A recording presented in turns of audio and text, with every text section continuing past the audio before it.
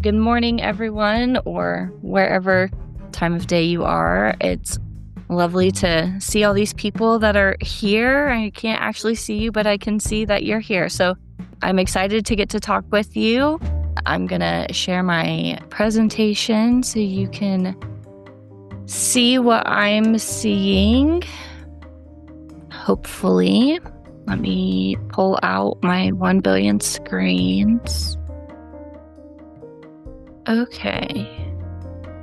Hopefully you can all see it. I'm going to grab my other computer actually and plug into my monitor. We are talking the dangers of AI-generated advice in eating disorder treatment. And you might be wondering, who are you and what do you have to say about eating disorders? And I would love to share that with you on our next little screen we've got. So, my name is Allison. I use they, she pronouns, and I am in the United States, Southeast New Mexico specifically. I am a licensed professional counselor.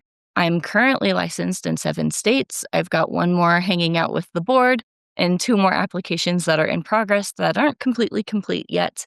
I have been independently licensed for almost 2 years. I'm in private practice and in a large organization, all with an eating disorder focus and specialty. I consider myself to be queer in the sense of I do not adhere to gender or sexuality preferences. Hopefully you can see it. Let me go to my little Zoom window where you are all at. If I can find you. I don't know where you went, chat. Okay. Hopefully. Okay. Thank you so much. I was like, oh no. Benito here. I haven't loved Benito since 2017, and I literally cannot wait for him to be in the Super Bowl.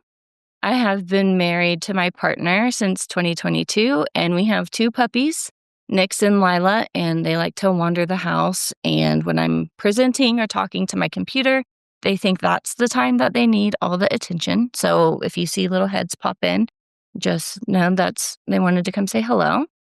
And lastly, and probably most relevant to our chat today, I've been in the eating disorder space since a professional since 2016, and before as someone who struggled with my own eating disorder. So when I met Genevieve and heard about this conference, I was so excited to put something together and bring it to the table and have a conversation about the use of AI in this space, because the last conversation and the last presentation, the last question set this up so well. There was a conversation about nuance and how that's so needed when we're thinking about using AI in our practices, because we're going on a cautionary tale where nuance was not considered, and it backfired pretty ugly. So an introduction to eating disorders, because we don't, again, like in the very end of the last presentation, we don't talk too much about eating disorders. So I want to bring my why to this table. Yeah, exactly. They're often forgotten. Why it's so important to be considering eating disorders when we're thinking AI, why it is so important to have the knowledge around them. So I don't know everyone's background in this room. I'm just excited you're here so I get to share my passion. I could yap about eating disorders all day and not get bored. I happen to be a clinician that witnessed a severe AI misstep that potentially caused harm to real people. The evidence that we do have were 2 different professionals engaging with this chatbot. So I'm not quite sure what it said to actual humans. But again, we want to consider the why it's so important for this nuance. So why the severity and intensity that comes with eating disorders and the scope of the problem. Let's talk getting into the numbers. 9% of the U.S. population will experience an eating disorder in their lifetime. Approximately 14 million individuals worldwide, including 3 million children and adolescents, struggle with an eating disorder, and that was taken in 2019. And I know the pandemic just surged those numbers. Only 20% of people with an eating disorder will receive formal treatment, which is why I think this conversation of AI and eating disorders is so important, because 20% is such a small number, and we'll talk about some of the barriers to treatment later. Over 70% of those struggling with eating disorders will never get treatment. And I also want to note here that my time in the field, there are biases in place from medical providers, mental health providers, just kind of our general knowledge of eating disorders that make people with marginalized identities underdiagnosed and underrepresented in diagnosis, treatment, and even, consideration that they might be struggling with an eating disorder. People in normal or larger bodies, people of color, our aging individuals, and neurodivergent and queer folks often get overlooked in the treatment of eating disorders. So while these numbers are high, they are also low for the account of how many individuals struggle without being diagnosed or being taken seriously by mental health or healthcare professionals. Mortality, the highest stakes. So eating disorders have one of the highest mortality rates of any mental health illness. It is dropped down to second behind opioid disorder. For the longest time, it held the number one spot. So I want us to consider, this is a 45-minute conversation. One person will die from their eating disorder every 52 minutes. So by the time we're done with this conversation, one person will have died either from the medical complications that come with their eating disorder or by suicide. So this is why when we're thinking bringing AI to the table, increasing access to treatment, we really need to understand how the AI is working with our treatment that we know that works and where it might be falling short, because this is a high, the stakes are very high here. Anorexia nervosa has a standard mortality rate of 5.21, which means that people who are diagnosed with anorexia nervosa are 5.21 times more likely to die than the general population. Anorexia also has a mortality rate 12 times higher than all other causes of death in the same age group.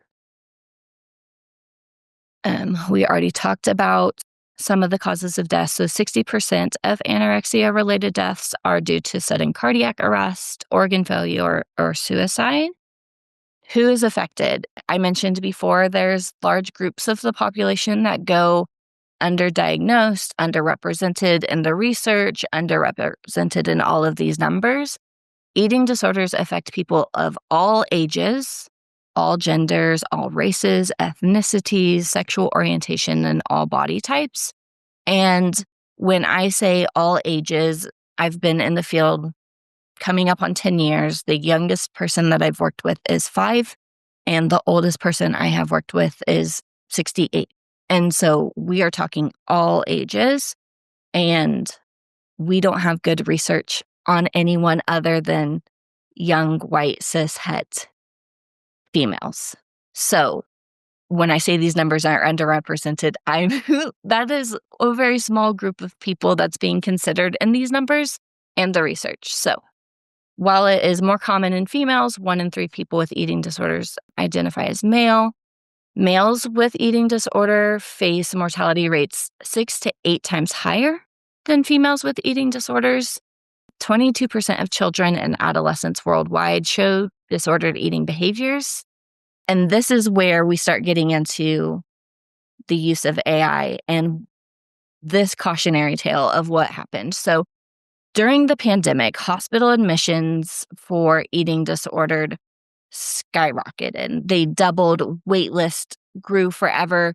As a provider, when I needed to send my adolescents to higher level of care, or even my adults, I was just like hanging on, white knuckling, like, can we hang on another day? I work in the middle of a desert, literally. And so go to the ER. Can they balance your electrolytes enough to get you to stabilized enough till we can wait for a bed to open and treatment? And so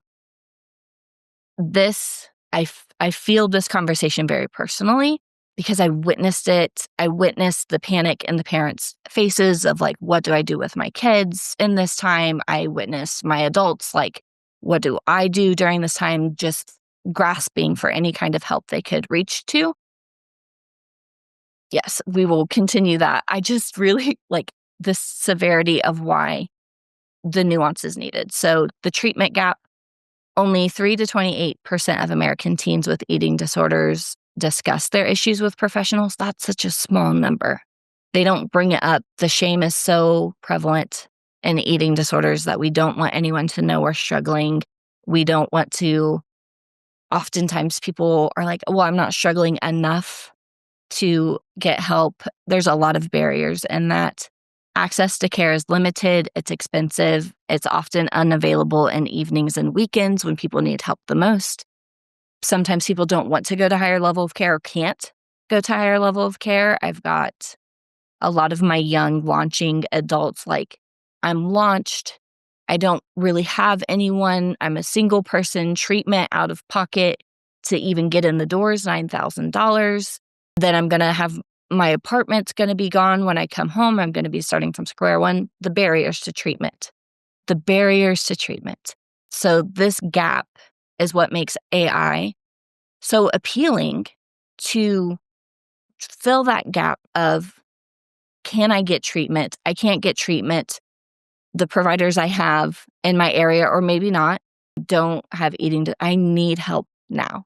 And so now that you know why, the severity, how prevalent eating disorders are, let's get into the history of the National Eating Disorder Association, NEDA, as I'm going to call it. If you recall on that first slide, there was a picture of me wearing my NEDA stuff at a walk. So NEDA, it is the largest nonprofit organization in the U.S. dedicated to eating disorders. It has operated a support helpline for over 20 years. It provided support via chat, phone, text to people who were struggling with eating disorders. So during the time where this misstep happened, we were kind of not in the heights of the pandemic, but still, we were still seeing huge wait lists to get into treatment. So NEDA was staffed by 6 paid employees and 20 volunteers at any given time.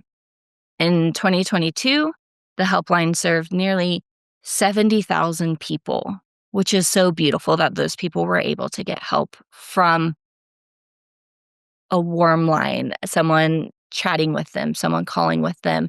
Most of the volunteers were people with lived experience. So they were able to, give that, hey, I've been there too, kind of empathetic voice that a chatbot simply can't. So volunteers handled the calls, they provided the emotional support, they gave resources and guidance because, again, they've got that lived experience. They know they know what it's like to be looking for resources maybe where there aren't any. There aren't very many treatment centers in America. I should have probably put that down. When I worked in higher level of care, we had people coming from New Zealand to our treatment center. We had people coming from El Salvador to our treatment center.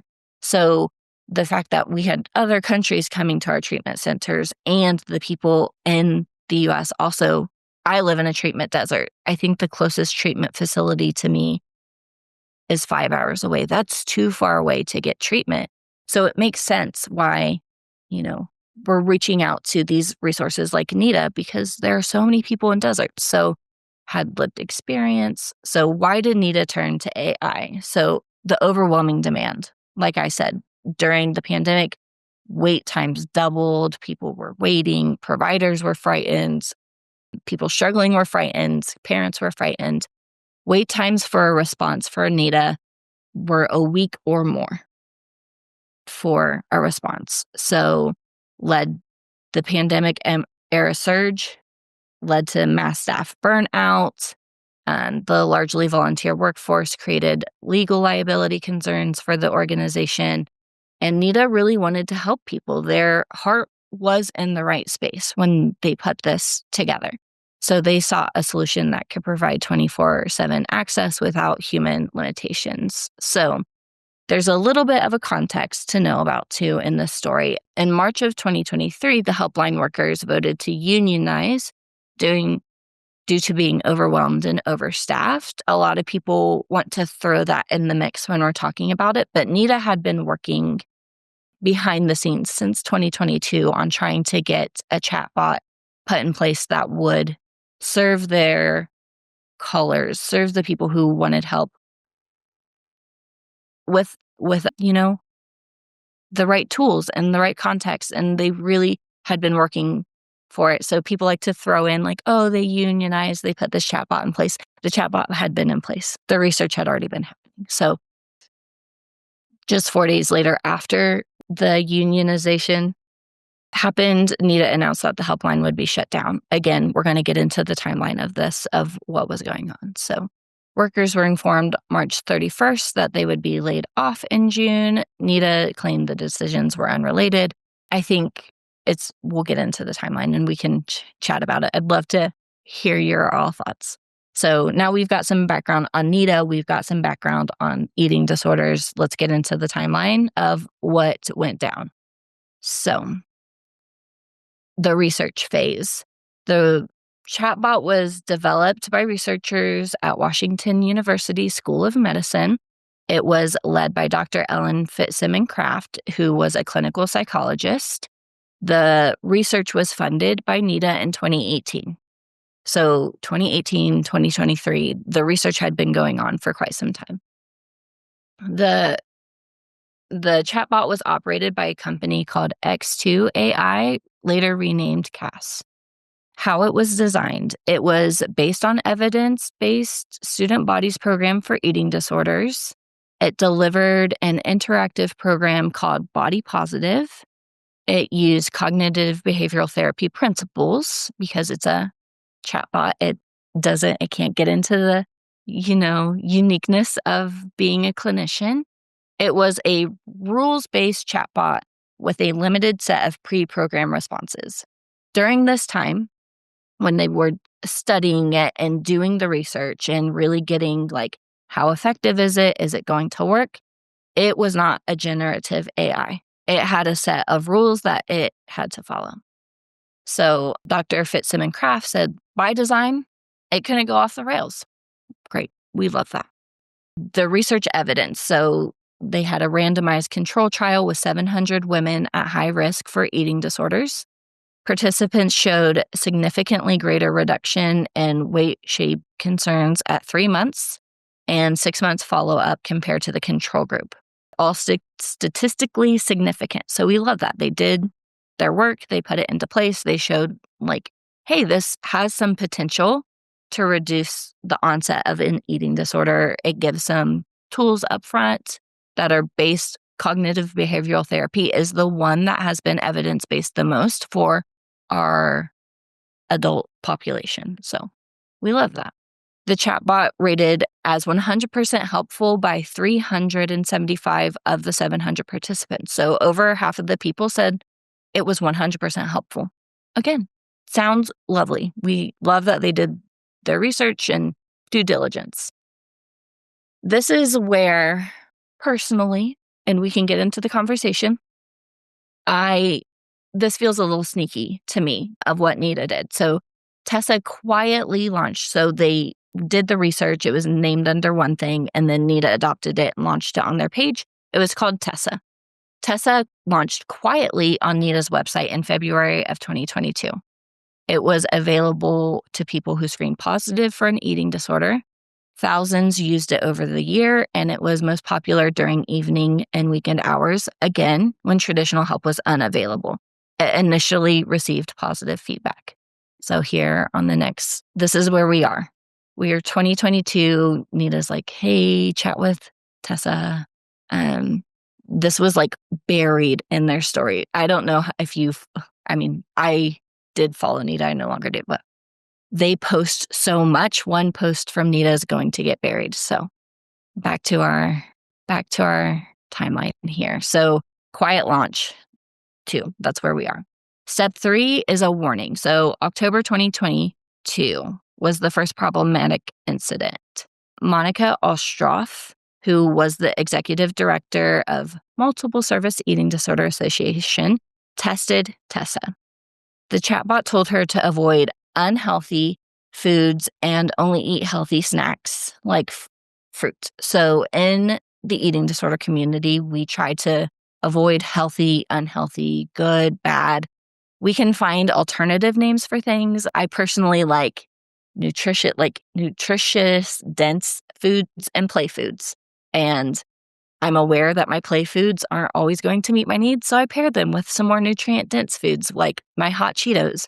You can pry those out of my cold hands, but I'll pair my Cheetos with Flamin' Hot Cheetos with hummus sometimes. If I'm like, oh, I'm actually hungry, I need something a little more sustainable here. So the fact that Tessa didn't have that same language is problematic. That research has been around for a long, long time. So Tessa said, so the next time you're hungry between meals, try to go for that instead of an unhealthy snack like a bag of chips.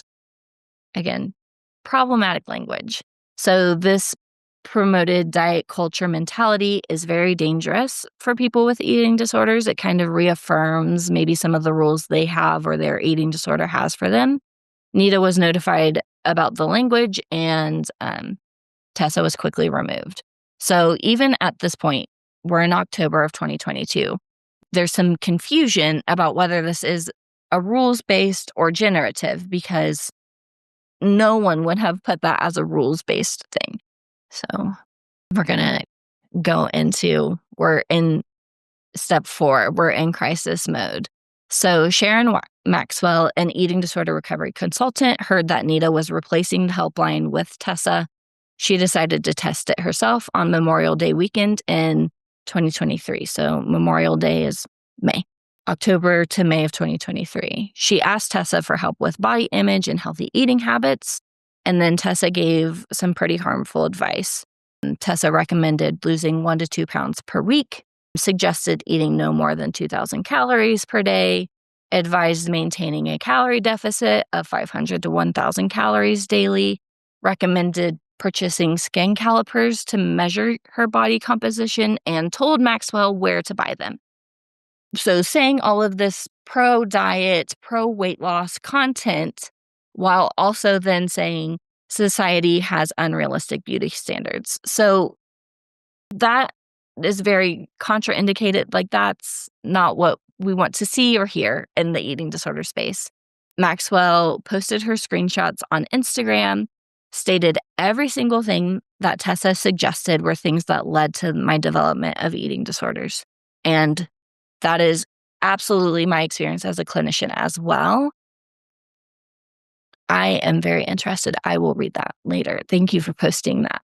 That eating disorders can sometimes start as this health journey and then slowly becomes, we have no control. We've got this other part of us that is speaking to us and asking us to do things and pushes us beyond what was this health promoting journey in the first place. Maxwell went on to say, if I had access to this chatbot when I was in the throes of my eating disorder, I would not have gotten help for my eating disorder. And if I had not gotten help, I would not still be alive today. And so I want to take us back to the numbers. 1 person every 52 minutes, 5.21 higher mortality rates than our peers. So when Maxwell is saying this, it's not an exaggeration to think that death would have been a possibility for her. NEDA's official response was not great. The VP of Communications, Chase, accused Maxwell of lying in her Instagram comments. Chase called the claims a flat-out lie, and after Maxwell shared the screenshots, Chase briefly apologized and then deleted her comments. Again, with this just feels sneaky. I don't like it. It feels icky. Just own it. Yeah, I said that. We can forgive and move on. Verification by professionals. So the one I have posted here is actually from another provider who is Dr. Alexis Konason. She went to Tessa almost exactly the same thing that Tessa said back to her. So she shared on her Instagram of May of 29th. So Memorial Day is around the 26th, depending on the year. So 3 days later, Specialized in Eating Disorders did the same thing. She was able to recreate the same harmful interaction. She posted screenshots on her Instagram and wrote, imagine vulnerable people with eating disorders reaching out to our robot for support because that's all they have available and receiving responses that further promote their eating disorder. And so when we talked about the barriers to treatment, there's physical limitations, there's monetary limitations, there's people not being seen by their providers who are struggling. So imagine this feels like the only thing you have, and then it reaffirms like, yeah, what you're doing is fine. NEDA takes action on May 30th, which is our 4.5 we've got here. We're in full crisis mode. NEDA announced on their Instagram, it came to our attention last night that the current version of the Tessa chatbot may have given information that was harmful. It did. It absolutely did. You cannot say those things to someone in an eating disorder. It will only spiral and reaffirm what they are doing. Tessa was taken offline indefinitely for investigation. So I want to also note that this interaction happened 2 days before Tessa was scheduled to fully replace the helpline. So when we were looking at the timeline, there were going to be no humans working the warm lines anymore, responding to people. So what went wrong in this case?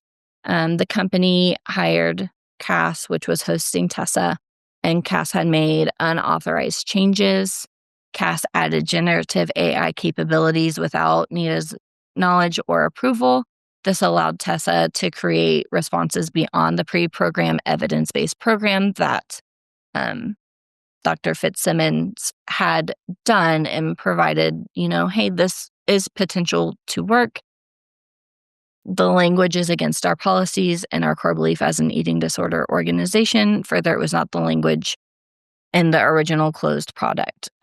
Cass then responded saying it was a systems upgrade in 2022 that included enhanced question and answer feature, which 2022 is when they were still doing some of their research. So someone here is not being completely truthful about what they did or did not know, or maybe they didn't know. And we really need to have teams of people who understand AI and technology on our teams before we bring it into our practice, because then harm was caused.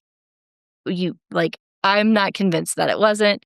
Tessa said some really terrible things to these providers. So the feature leverages a generative model. When notified by NEDA that the responses fell outside their guideline, it was addressed, but the damage was already done. Dr. Fitzsimmons, before putting Tessa on to the NEDA website, said that we were very cognizant of the fact that AI just isn't ready for this population. The harmful content was not something that our team designed. So the aftermath of what happened, both the helpline and Tessa were unavailable as of June 1st in 2023. NEDA, which again is the number one organization people turn to get help with their eating disorder, left people in crisis with only a volunteer-run text line, which is beautiful that the volunteers were there, and it left the eating disorder community feeling betrayed and abandoned.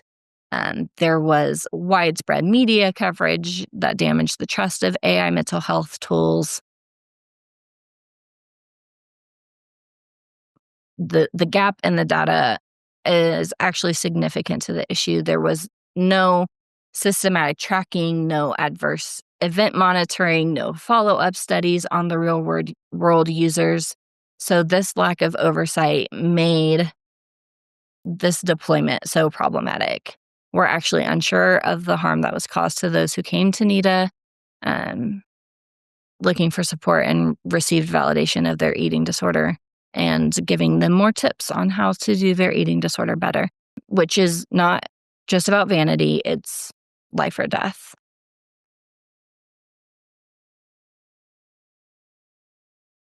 We don't talk about this population enough, but on the silent majority who used the chatbot and survived. Yeah, I would love to see that. And I think that's one of the biggest gaps, right? That with this deployment of Tessa and the eating disorder, we don't know the positives that could have happened. They didn't implement anything that says like, hey, we would love to hear about your experience, good or bad, so that we can make shifts or make changes. But the harmful responses, I think, leading to Tessa being taken off, I think probably served for the better until they can figure out a way to make it a rules-only AI model without being able to generate this harmful advice. So, common themes of AI failures. There were some other studies that I looked at when doing the presentation.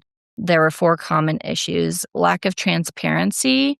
Users often don't know that they're talking to an AI, naming it Tessa. I feel like you feel like you're talking to a person named Tessa. So it needs to be disclosed up front. There are inadequate safeguards. AI systems can generate harmful content even when designed to help, especially in the eating disorder space. I feel like it's a bubble. Sometimes we feel like we're practicing alone. We yell and scream and we connect with other providers. We give them the Sick Enough book, which is from Dr. Gaudiani, that says, like, hey, if you're struggling with an eating disorder and you live in a normal or a larger body, you're still sick enough to get help. We give that to medical providers, hoping they will read it and come on board and, like, okay, we understand more of what eating disorders are about. But if you go on the web and you type in healthy meals, it gives you the calorie content. It's like, oh, whatever the fad diet is currently, like, do this and not that. And so if it's generating information from the web, that's the wildest voice it's going to hear. It's going to reinforce the eating disorder. It puts vulnerable populations at risk. Mental health crises require human judgment and empathy, not just pulling data. If I go to my friends and say, hey, I'm struggling with my body image, they're more likely to be empathetic because they live in the world in a body and can be like, yeah, it's hard to have a body in the world, where all of these chatbots don't have the experience of having a body and knowing what it's like. So eating disorders is that the treatment is so different from eating disorders. The risk is serious physical detriment. Even death is so high, it's different. Yeah. Um, it's not something to take lightly. So when we're thinking about bringing AI into treatment, I think we can do it differently, and we can do it in a way that is beneficial, and that is further down the road. So deployment without adequate testing. Dr. Fitzsimmons did a really fantastic job with the study at the Maryland University. 700 people is still a small number, but half of those people said that they felt like it was helpful. And so what they had was wonderful. And then it switched, whether that was through CAS not informing NEDA, if that was through NEDA just not having the resources to really understand the AI model that they were putting on their website. Like, that was the break in the communication somewhere. Real world conditions differ from controlled studies. So the misstep, not only with the communication, but there were not things put in place for people to follow up with a human if things get weird, for lack of better terms, or if they went well. Because I believe that NEDA was there to serve the people. They put it in place probably a little quicker than they would have wanted to, because the demand was so high for help at that time. So some examples of, like, where AI went rogue and caused harm: a free mental health platform to use GPT-3 AI chatbots without informing the users. The founder admitted on Twitter that the service provider provided mental health support to over 4,000 users. What did the other half of the testers say? In that research, Steve, that I was looking at, it said that half of them reported, like, hey, 100% we enjoyed working with it. The other half, the study didn't really report what they said. And I think that might be they just weren't responding, because it said half of them said, hey, we really liked it. And then the other half of the people didn't provide any feedback. So I would love to know what they said too. Like, what were their qualms with it? Users believe they were talking to humans, done without informed consent, which I heard mentioned in the other presentation of, like, informed consent is not just, hey, I'm using AI, or hey, this is happening. Like, there needs to be in-depth informed consent. I want to move forward. So the common failures. So what we've learned, this the stakes are life and death, right? It's not, oops, we made a misstep, especially with the eating disorder population. Um, Having one of the highest mortality rates, like this is not the population to test things on. The margin for error is 0. Tessa worked well in a controlled research environment with strict parameters, and it failed catastrophically when modified for public deployment. The research showed promise, but the deployment was premature and poorly managed, right? Like there was no interaction. Generative AI is not ready for vulnerable populations. The original research specifically avoided generative AI because they knew. Dr. Fitzsimmons said, like, AI is not ready for this population. When generative capabilities were added without proper oversight, then the crisis followed in that May. Transparency and oversight are essential. Changes have to be transparent. It can't be buried in page deep understanding. You give me a page deep of AI stuff, I'm not going to know how to read it. I can read research papers really well, but reading code and understanding the language of what AI does, not so much. Third-party vendors should not be able to modify mental health tools without oversight. Again, conversations, I think, is what we're coming back to, and regular monitoring and testing.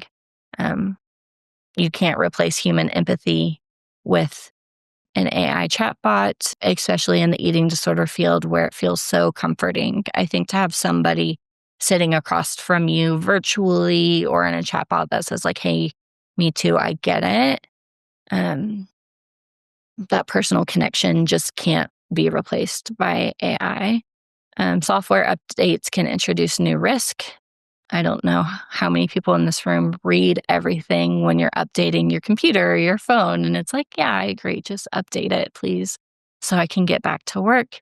It cannot be assumed that the results of an AI chatbot will be the same as if software is upgraded. So consent and context matter, clear disclaimers, and co-design. And that is exactly what Genevieve was talking about earlier. Like have the clinicians on board to help co-design it. So their input on empathy, safety, and triggers is invaluable. Top-down design leads to blind spots. So looking forward into the future of AI and eating disorder care is expensive. It is hard to find. And I want everyone who's struggling with an eating disorder to find peace with food and their bodies in this messy life. I want everyone to be able to access their version of recovery, and we are not there yet. We cannot trust AI models to be able to hold space for the sacred population. So when I'm thinking AI and eating disorder care, I'm thinking, how can we on the clinicians use it to make our jobs easier? I work for a large company, like I said, and we've got a whole tech team, and they're wonderful people. And they are using AI to, on the back end of things, make treatment easier for us. And so when treatment and the load of treatment on the clinicians is easier, the better we're able to show up for our clients. Possibly the quicker that they are able to get better, the quicker we are able to see someone else, which reduces some of those waitlist times when we are not having clinicians burn out from sitting and holding space for those struggling with eating disorders. We've got note summaries. We've got ways to communicate quickly and efficiently with our 5-team treatment model. And I'm able to use the data and the tests and the assessments that our clients are doing on a regular basis and have that information synthesized with knowing our AI is being developed with our research team of people who've been in the eating disorder field for a long time. So I trust that when I get that data back, it's going to paint a better picture for me as a clinician. So chatbots, maybe not ready for the eating disorder space, but lessening the workload on the clinicians, I think, is a great way to reduce cost of treatment. I think it's a great way to reduce clinician burnout.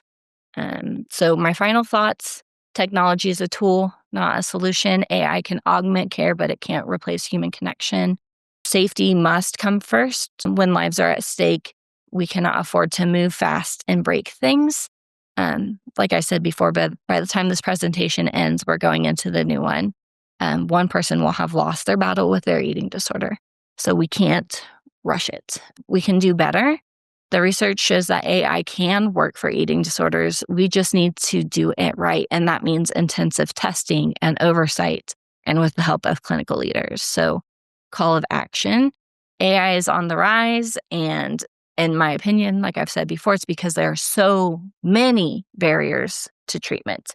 We can continue to give clinicians tools to be data-driven, individualistic care providers, while demanding that the barriers to treatment be broken down. Both can exist. We just have to show up boldly and loudly. So, yeah, we want to advocate that these barriers be removed. Treatment shouldn't be this expensive. And how can we add AI in for clinicians to make it a little bit easier? So thank you all. If you have questions, I would love to answer them. And then, thank you all for hanging out and adding some really good conversation in this chat.